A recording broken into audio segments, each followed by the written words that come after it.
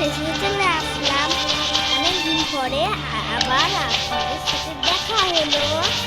আজকে নিয়ে আসলাম নতুন নতুন একটা কথা। সেটা হলো আমি থেকে ভিডিও দেওয়া শুরু করব। আগের মতো আজকে দিলাম, তারপর কালকে দেবো, তারপর